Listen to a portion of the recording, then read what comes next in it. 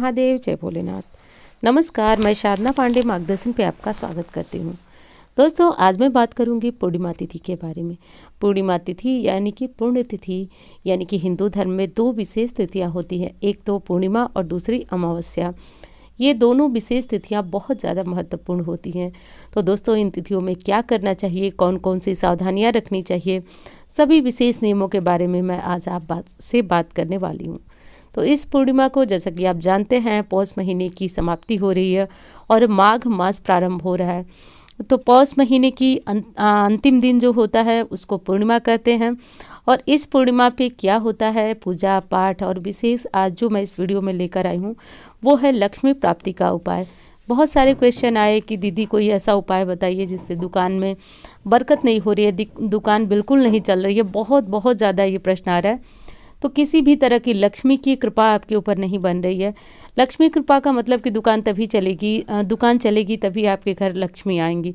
तो सब मिलाकर के जो भी धन से संबंधित समस्याएं हैं, और आप यदि जीवन में चमत्कार देखना चाहते हैं तो मात्र 11 दिनों में आपके जीवन में चमत्कारी परिवर्तन, विश्वास कर लेंगे कि लक्ष्मी कृपा क्या होती है, और उपाय बहुत ज़्यादा पावरफुल है। तो चलिए वीडियो में अंत तक बने रहिएगा, क्योंकि आप तो जानते हैं कोई चीज़ स्किप करके आप देखेंगे तो बहुत ज़्यादा वो असरदार नहीं होता है। चलिए सबसे पहले देख लीजिए कि पूर्णिमा तिथि हमारी कब पड़ रही है।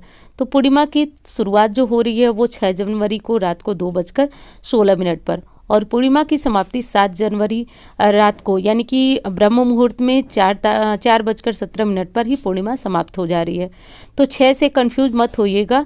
6 का मतलब है कि 5 तारीख की रात को, क्योंकि आप तो जानते हैं 12 बजे के बाद जो है वो अगला दिन गिना जाता है। तो इसलिए 6 तारीख की सुबह 2:16 पर पूर्णिमा तिथि लग जाएगी, और अगले दिन 7 तारीख को पूर्णिमा समाप्त हो जाएगी। तो सब मिलाकर, चाहे स्नान दान की पूर्णिमा कहें, व्रत की पूर्णिमा कहें, 6 तारीख को ही हमें व्रत रखना है, स्नान दान करना है। जो भी नियम है पूर्णिमा के, सब 6 तारीख को ही हमें संपन्न कर लेना है, क्योंकि 4 बजे ब्रह्म मुहूर्त में नेक्स्ट डे पूर्णिमा समाप्त हो जा रही है, तो उसका कोई विशेष महत्व नहीं माना जाएगा। देखिए दोस्तों, पूर्णिमा तिथि में स्नान दान का विशेष महत्व होता है। स्नान करते समय कौन सी सावधानियां होगी, क्या दान करना है, ये विशेष चीज़ें मैं हर बार आपको बताती हूँ, आप सुनते भी हैं। लेकिन आप जानते हैं यूट्यूब ऐसी चीज़ है कि जिस पे आए दिन नए रोज़ सुनने वाले मिलते हैं, और यदि पूरी जानकारी न दी जाए तो उन्हें एक चीज़ लगती है कि दीदी हम तो समझ नहीं पाए। तो इसलिए हमें पूरी जानकारियाँ देनी पड़ती है। बहुत सारे लोग कहते हैं कि दीदी हम तो बहुत दिनों से सुनते हैं, ये सब जानते हैं। आप जानते हैं, बहुत अच्छी बात है, हमें भी बहुत अच्छा लगा कि आप सुनते सुनते इतना सब कुछ जानने लगे। लेकिन बताना हमारी मजबूरी है, क्योंकि नए लोग जब जुड़ते हैं तो उन्हें पूरी जानकारियाँ मिलनी चाहिए। तो चलिए दोस्तों, वीडियो अच्छी लगे तो लाइक कर दीजिएगा, न अच्छी लगे तो आप कोई सुझाव देना चाहें तो दे सकते हैं, और इंस्टाग्राम फेसबुक पर मुझे फॉलो करना चाहें तो कर सकते हैं। और नंबर जो आप देख रहे हैं इस पर आप कुंडली दिखाना हो तो संपर्क कर सकते हैं। पूर्णिमा के दिन सुबह सवेरे आपको जगना है। ब्रह्म मुहूर्त में जगिएगा, क्योंकि ब्रह्म मुहूर्त से स्नान करने का अपना विशेष महत्व बताया गया है। ब्रह्म मुहूर्त में जगने के बाद अपने नहाने की बाल्टी में थोड़ा सा गंगा जल, फिर साधारण जल डालकर नहा लीजिएगा। उसके बाद मैंने बताया है दहलीज पूजन की संपूर्ण और पूरी विधि क्या है। रोज करते हैं तो अति उत्तम, नहीं करते हैं तो कम से कम पूर्णिमा पर, जो मैंने वीडियो डाली है दहलीज पूजन मार्गदर्शन, सर्च करेंगे तो आप वो मिल जाएगी वीडियो, उसको देखकर कंप्लीट आप दहलीज पूजन कम से कम पूर्णिमा अमावस्या पे अवश्य कर लें। तो कर लीजिएगा। उसके बाद कुछ न कुछ दान जरूर निकालिएगा, क्योंकि शुक्रवार का दिन पड़ रहा है, और शुक्रवार का दिन माँ लक्ष्मी का दिन है। तो माँ लक्ष्मी का दिन और पूर्णिमा और शुक्रवार एक साथ पड़ा है, तो आज सफ़ेद चीज़ों का दान आप करें तो अति उत्तम। चावल, दूध या फिर जो भी सफ़ेद चीज़ें हैं इनका दान कर दीजिएगा। यदि भगवान ने आपको सामर्थ्यवान बनाया है तो आज कुछ गर्म कपड़े भी ज़रूरतमंद लोगों में दे सकते हैं, यदि आपकी स्थिति है तो। नहीं है तो कम से कम थोड़ा सा अनाज तो ज़रूर दान करिए। आज कुछ चावल, आटा, इतना ज़रूर दान करिए। कुछ न कुछ, कम से कम 10 रुपये ही सही, लेकिन दान के लिए आज आपके परिवार से ज़रूर कुछ न कुछ निकलना चाहिए। अब बात करती हूँ दोस्तों कि आज के दिन जो है आप अपना जो पहला भोजन बनाएंगे उसमें से गौ माता के लिए रोटी या फिर गुड़, या फिर सबसे अच्छा तो यही है कि आज चीनी डाल करके रोटियां बनाएं, और 2 रोटियां गौ माता के लिए निकालें। एक जो है आपके पूर्वजों के लिए और दूसरी आपके नवग्रहों के लिए। तो आज 2 रोटियां आप गौ माता के लिए, एक चीनी वाली निकालिए, और एक जो है बनाने के बाद उस पर सरसों का तेल चुपड़ कर गौ माता को आज दिन रहते, यानी कि संध्या होने से पहले खिला दीजिएगा। ये बहुत बहुत शुभ और श्रेष्ठ परिणाम देने वाली चीज़ें हैं, तो कर लीजिएगा। आज यदि मंदिर जाते हैं या फिर घर में भोलेनाथ की विशेष आराधना करने से चंद्रमा से जुड़े हुए दोष समाप्त होते हैं, काल सर्प दोष में मुक्ति मिलती है, तो ये सब कर लीजिएगा। एक विशेष उपाय जो कि मैं हमेशा आपसे बताती हूँ, पूर्णिमा पे आप सभी को पीपल ज़रूर पूजना चाहिए। पीपल जो है सुबह 9 बजे 9:30 बजे तक जो है आपको पीपल की पूजा ज़रूर करनी चाहिए। 9:30 से 10:30 तक के बीच यदि आप पीपल की पूजा करते हैं तो माँ लक्ष्मी साक्षात पूर्णिमा के दिन पीपल में निवास करती हैं। पीपल में जल देने का नियम यह है पूर्णिमा पे कि आपको पीपल के पास खड़े होकर पूर्व की तरफ मुँह करना है। लोटे में थोड़ा दूध ले लीजिए, थोड़ा गंगा जल ले लीजिए और थोड़ा कुछ मीठा विशेष बतासे डाल लीजिए। सफ़ेद फूल, लाल फूल जो भी है लोटे में डाल करके और अपने हृदय के बराबर, वृक्ष में हृदय के बराबर लोटा करके, जैसे आप सूर्य देव को जल चढ़ाते हैं उस तरह थोड़ा ऊपर करके और पीपल में जल चढ़ाइए। साथ साथ माँ लक्ष्मी का मंत्र है जो कि मैं बताने भी जा रही हूँ, या फिर पूर्व से कोई मंत्र आप जपते आ रहे हैं तो उस मंत्र को भी आप जपते हुए पीपल में जल जरूर चढ़ाएं। चढ़ाते हुए आपको कोई परिक्रमा नहीं करनी है, बस चढ़ा करके लक्ष्मी नारायण का नाम लेना है और घर आते समय बिल्कुल इस भाव से आइए कि आप माँ लक्ष्मी को खुद के साथ लेके आ रहे हैं। आते जब जल चढ़ जाए तो माँ से प्रार्थना करिए कि माँ मेरे घर चलिए, मेरी गरीबी, मेरी समस्या, मेरी परेशानी दूर करिए। ऐसा बोलते हुए आप जो है पीपल में जल चढ़ा दीजिएगा। चलिए, अब ये काम तो हो गया आपका। घर आते टाइम जैसे कि आप माँ लक्ष्मी को लेके आ रहे हैं तो रास्ते में रुकिएगा नहीं, पीपल की तरफ मुंह करके फिर से खड़े मत होइएगा, बस निकल आइएगा। कोई रास्ते में ज़रूरत लगे, कोई काम पड़े, कोई टोके, कोई बुलाए तो रुकिएगा नहीं, बस चले आइएगा। सीधे घर आकर अपने मंदिर में आइएगा, माँ लक्ष्मी का ध्यान करके एक दीपक पहले से ही जला के आपको जाना है। वहाँ बैठकर कम से कम श्री शुक्तम का या फिर कनक धारा स्त्रोत का पाठ करिए। अब सुबह सुबह का टाइम है तो बहुत लोगों को समय नहीं मिल पाएगा, तो हाथ जोड़कर माँ लक्ष्मी को बोलिएगा कि माँ लक्ष्मी यहाँ बैठिए, हमारे परिवार के ऊपर कृपा करिए और दीपक धूप बत्ती जलाकर एक बार कम से कम कनक धारा स्त्रोत का पाठ कर लीजिएगा।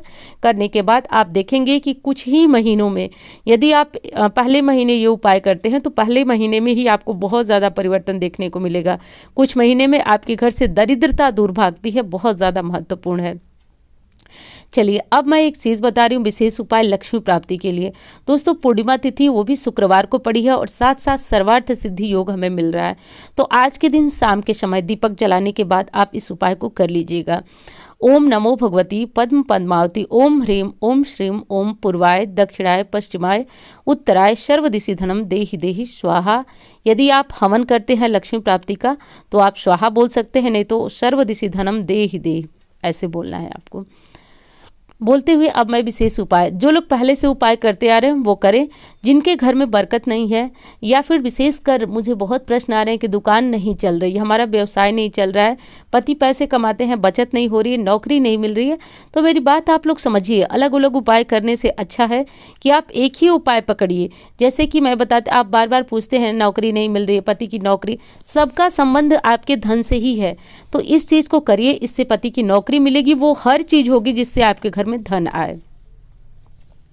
अब चलिए, विशेष उपाय में करना यह है कि मंत्र आप इसको नोट कर लीजिए, स्क्रीनशॉट ले लीजिए, अपनी डायरी में लिख लीजिए। मंत्र बहुत विशेष है, क्योंकि आप तो जानते हैं ना कि मंत्रों का अपना एक अलग स्थान होता है। आप इस मंत्र को डायरी में नोट कर सकते हैं। अब जो लोग खीर का हवन करते हैं, पहले से कोई मंत्र जपते हैं तो वो जप लें, उसी मंत्र से कर लें। और जो लोग कोई नहीं जपते हैं, नए किसी मंत्र की तलाश में थे, तो इस मंत्र को आप नोट कर लीजिए। बहुत विशेष और चमत्कारी मंत्र है।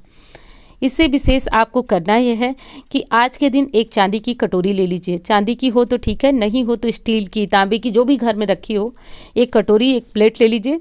और उस प्लेट का मतलब कि आप समझते हैं ना, थोड़ा सा फैला हुआ जो होता है, उसको प्लेट ले लीजिए और उसमें एक दीपक जला लीजिए।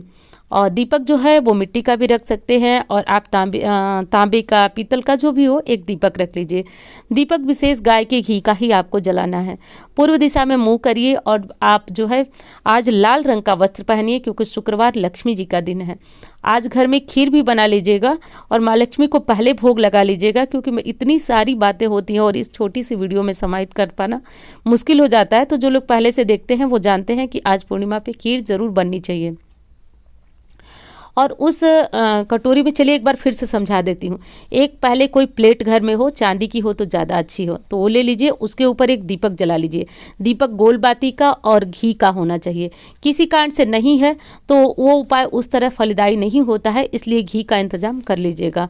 और एक गोल बाती का दीपक जला लीजिएगा। जलाने के बाद बैठ करके और 11 बार इस मंत्र को पढ़िएगा। इस मंत्र को, ये मंत्र जो है दोस्तों बता दूं मैं, सावर मंत्र है। और सावर मंत्रों की एक विशेषता होती है, कुछ ही जप में ये सिद्ध हो जाते हैं और अन्य मंत्र भले ही बेकार हो जाए, असर न करें, लेकिन सावर मंत्र कभी भी खत्म नहीं होते हैं। तो विशेषकर इस मंत्र को आपको जब जपना शुरू करेंगे, सर्वार्थ सिद्धि है, बहुत तेज सिद्ध हो जाता है ये मंत्र। और आपके जीवन में ये मंत्र कैसी, मतलब एकदम बोलने लगता है, ऐसा प्रभाव दिखाता है ये मंत्र। तो इस मंत्र को आपको कम से कम 11 बार कमलगट्टे की माला से जपना है। कमलगट्टे की माला नहीं है तो आप किसी भी चीज़ से आप गिनती के लिए रख सकते हैं, कोई चना, कोई मूंगफली। लेकिन एक चीज़ बता दूं, जब आप कमलगट्टे के बीजों पे इस मंत्र को जप करते हैं ना, तो वो कमलगट्टा का बीज जो है वो आकर्षण, लक्ष्मी प्राप्ति के लिए विशेष महत्व रखता है। आकर्षण पैदा होता है, उसकी क्षमता, उसकी ऊर्जा मंत्रों की और बढ़ती जाती है। तो कमलगट्टे की माला आपके घर में होनी चाहिए यदि आप लक्ष्मी आराधना करते हैं तो इस मंत्र को कम से कम 11 बार जपिएगा। मंत्र बड़ा है, समय लगता है, इसको लिख लीजिए, नोट कर लीजिएगा, कागज़ पे आगे रख दीजिएगा और उत्तर की तरफ मुंह करके आपको बैठना है। और प्रयास करें कि आप जो है जैसे 1-2 माला जपेंगे आपको ये मंत्र याद हो जाएगा। आपका ध्यान आपके दीपक की जो लौ होती है उधर ही रहना चाहिए। 11 बार कम से कम इस मंत्र को जपिएगा। आप देखेंगे कि 11 दिन यदि आपको निरंतर एक ही समय पे बैठ के, जैसे पूर्णिमा से शुरू करके और 11 दिन एक ही समय पर बैठकर यदि आप मंत्र जपना शुरू करते हैं, तो मैं विश्वास से कहती हूँ कि जीवन में चमत्कार क्या होता है आप भरोसा कर देंगे। आप जान जाएंगे चमत्कार क्या होता है। आपके घर में धन कहाँ से आएगा, आपकी दुकान कैसे चलेगी, आपके परिवार में पैसा कैसे रुकेगा, वो आप 11 दिनों में देख लेंगे। पैसे को जीवन में स्थायित्व बना के रखना चाहते हैं, माँ लक्ष्मी की कृपा, या फिर धन का स्थायित्व बना के रखना चाहते हैं, तो कम से कम 1 माला निरंतर शाम को या फिर सुबह इस मंत्र को जपते रहिएगा। फिर मुझे नहीं बताना होगा, आप खुद कमेंट में बताएंगे कि दीदी ये उपाय कितना असरदार है। तो एक बार फिर बोल देती हूँ, 11 माला पहले दिन इस जप को करिए और कम से कम 11 दिन 11 माला इस मंत्र को करिए। पति पत्नी दोनों इस मंत्र को जप करते हैं तो चमत्कार हो जाता है। वैसे परिवार का कोई एक सदस्य भी कर लेता है तो पूरे परिवार को इस मंत्र का असर देखने को मिल जाता है। जरूर कर लीजिएगा। धन के लिए बहुत परेशान है, दुकान नहीं चल रही है, कुछ भी समस्या है, तो इस काम को कर लीजिएगा, बेहद महत्वपूर्ण है। तो चलिए बताऊंगी, अब मैं नहीं, आप सब खुद ही बताएंगे कि कितना असरदार ये उपाय है। 11 दिन कम से कम कर लीजिए और प्रभाव आपको खुद ब खुद देखने को मिलेगा। आगे 1-1 माला करते रहिएगा। चलिए दोस्तों, माँ लक्ष्मी सब पे अपनी कृपा बनाए रखें, अपनी दया बनाए रखें। और हाँ, एक चीज़ और बता दूं कि सुहागिन महिलाएं आज के दिन जो है बाल नहीं धोएंगी। जो लोग शुक्रवार का व्रत रखती हैं वो बुधवार को ही बाल वगैरह धो लें, नहीं है तो कुसा से अपने ऊपर जल छिड़क लें, गंगा जल छिड़क लें, लेकिन आज बाल मत धोइएगा। साथ साथ जो सिंदूर होता है, यानी कि येलो वाला सिंदूर, मोर आज के दिन नहीं लगाया जाता है। तो सुहागिन महिलाएं विशेष सावधानियाँ रखेंगी।